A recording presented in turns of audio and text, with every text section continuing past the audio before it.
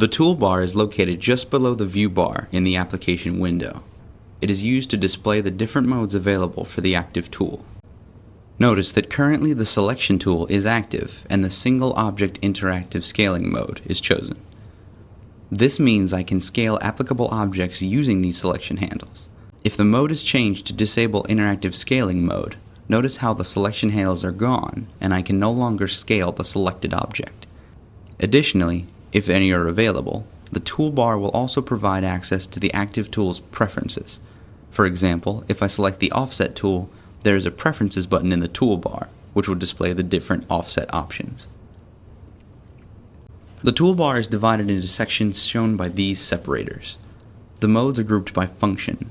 You can change modes quickly through each group using U, I, O, P, and the bracket keys on your keyboard. Each key corresponds to a different mode section. For instance, with the selection tool active, pressing the U key cycles through the scaling modes, while pressing O will cycle through the different selection modes. The toolbar can also provide information about the mode you're using. If I activate the split tool, when smushing modes, info on how to use the mode is available just to the right of the last mode in the toolbar. The options found at the opposite end of the toolbar are available no matter which tool is active. These options are the most commonly used options found in Vectorworks and in the document preferences. The options shown in the toolbar can be selected from the Quick Preferences menu on the far right. By default, the two displayed are Zoom Line Thickness and Data Bar and Edit Group options. The Zoom Line Thickness button allows you to toggle the option on or off to show thicknesses for objects when zooming. Last, the Data Bar and Edit Group options allow users to control how the data bar behaves and the functionality of the escape key when exiting groups.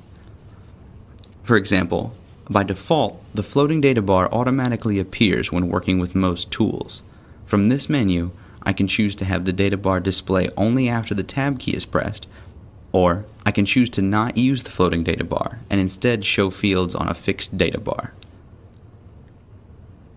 In addition, this functionality is not set by default, but you can choose when inside a group if the escape key is pressed twice, it will exit the group or not. The options available for both Data Bar, Edit Group, as well as Quick Preferences options will be covered in depth in separate videos. For now, keep in mind that the toolbar gives users options to use the selected tool in a different manner. It also has access to commonly used Vectorworks and document preferences.